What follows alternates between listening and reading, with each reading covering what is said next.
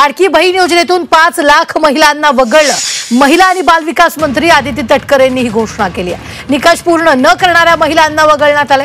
लाखो लाडक्या बहिणींनी छाननीचा धसका घेतला होता। मुख्यमंत्री माझी लाडकी बहीण योजनेतील अपात्र लाडक्या बहिणींचा आकडा 5 लाख इतका झाला। महिला आणि बालविकास मंत्री आदिती तटकरे यांनी ट्विट करून ही माहिती दिली। अपात्र महिलांना योजनेतून वगळण्यात येत आहे। तसंच पात्र लाडक्या बहिणींना योजनेचा लाभ देण्यासाठी सरकार कटिबद्ध असल्याची ग्वाही आदिती तटकरेंनी दिली आहे। आदिती तटकरेंनी काय ट्विट केलंय पाहूया।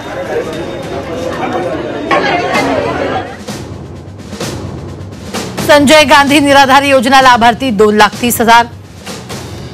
65 वर्षापेक्षा जास्त वय 1,10,000।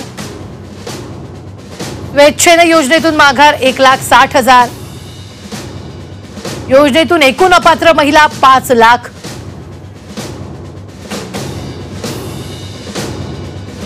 दरम्यान लाडक्या बहिणींना वितरित केलेला लाभ परत घेतला जाणार नसल्याची माहिती आदिती तटकरेंनी ट्विटद्वारे दिली आहे।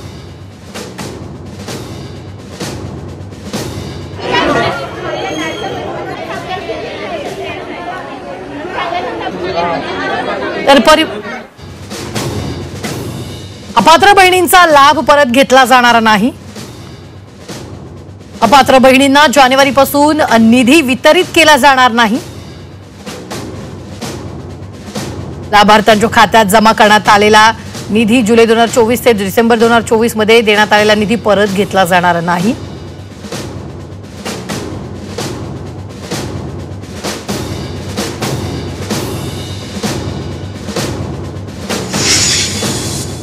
परिवहन मंत्री प्रताप सरनाईक यांनी यावर काय प्रतिक्रिया दिली आहे पाहूया।